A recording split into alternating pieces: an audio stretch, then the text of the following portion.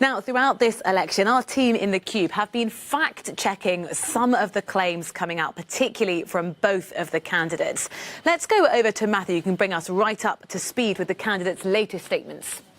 Well, Rosie, democracy, faith and patience. These are the kind of words being used by Joe Biden, not just in press conferences, but also on social media, as he appeals for calm, and the Associated Press projections put him just 6 electoral college votes away from the White House.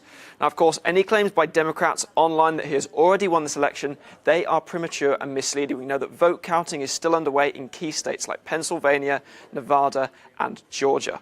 But contrast those words of calm to what is being put on the Twitter feed of his Republican rival, the President Donald Trump.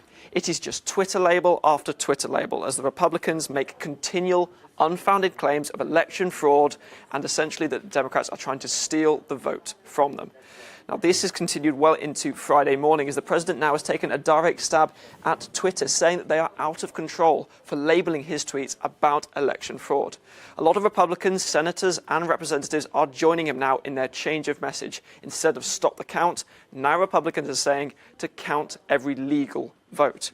But one Republican I would like to draw your attention to is Adam Kinzinger. He has posted on Twitter saying that any candidate from the Democrats or the Republicans, or indeed any citizen who has any legitimate evidence or concerns about fraud, should present evidence to this in the courts. What they should not do is spread debunked misinformation online, saying that the situation is essentially becoming insane.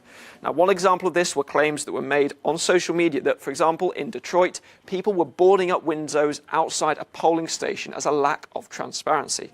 However, in a statement to Euronews, it was confirmed by the Detroit Corporation Council that this was because there were people inside the polling station, workers, who were making complaints about the fact that people could photograph and film them from outside, something that only the media is allowed to do.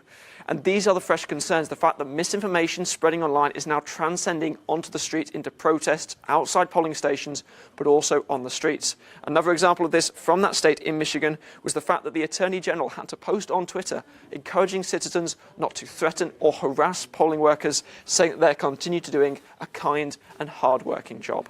Rosie, misinformation is continuing to surge and it is now transcending from social media and from the online world onto the streets and having real-world consequences. Thank you for talking us through it, Matt.